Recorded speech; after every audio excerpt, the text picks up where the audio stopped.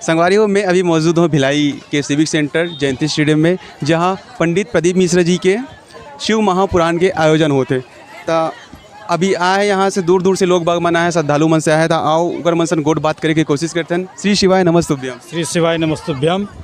बहुत बहुत आपका स्वागत इस चैनल पे। आप देख रहे हैं कि भिलाई में अभी कल से 1 लाख से ज़्यादा श्रद्धालु थे और हमारे जो अंतर्राष्ट्रीय कथावाचक प्रदीप मिश्रा जी हैं, उनका कथा सुनने के लिए छत्तीसगढ़ ही नहीं पूरे देश से अलग अलग स्थानों से यहाँ पर आज की अगर मैं बात करूँ तो करीब 3 लाख लोग यहाँ पर उपस्थित थे और कथा का श्रवण किए हैं।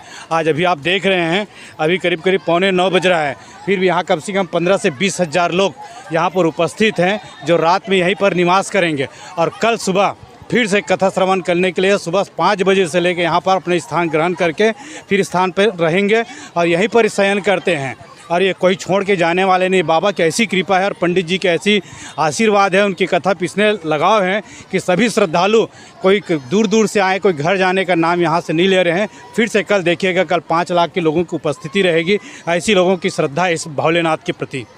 तो सर, यहाँ जो श्रद्धालु मन आते, लोग बाग मन आते, तो उकर मन की व्यवस्था जो है, खाना के व्यवस्था है और जो अपन सुबह के जो दैनिक दिनचर्या की जो व्यवस्था है, उकर बर का जो व्यवस्था करेंगे? जी, जैसे मैं आप लोग पहले भी बताया हाँ कि आज करीब 20 से 25 हज़ार लोग यहाँ कथा पंडाल में उपस्थित है और यहाँ उनकर मन के लिए पूरा प्रसाधन, शौचालय, मूत्रालय और पानी की व्यवस्था जो दिनचर्या है दैनिक जीवन से जो चालू होते हैं, पूरी के पूरे व्यवस्था ये पंडाल के पीछे और अलग अलग जो भिलाई के संस्थान है, मंदिर, मस्जिद, गुरुद्वारा, एक अलावा भी संस्थान के द्वारा पूरा व्यवस्था किए गई। निःशुल्क व्यवस्था है।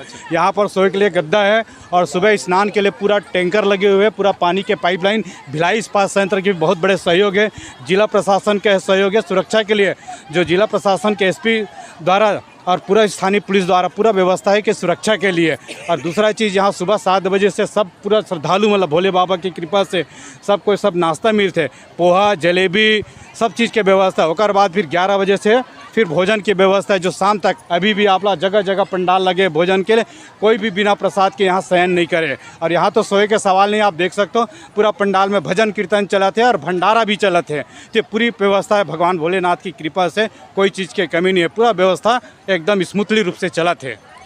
देख सकते संगवारी हो, व्यवस्था जो यहाँ की व्यवस्था रही से ओकर भी हमला संपूर्ण जानकारी मिल गए है। और आगे की वीडियो में ऐसे ही बने रहो। वीडियो में अगर नवा हो तो मोर चैनल सब्सक्राइब जरूर कर दो। वीडियो अच्छे लगे तो लाइक करूँ, कमेंट करूँ, शेयर करूँ।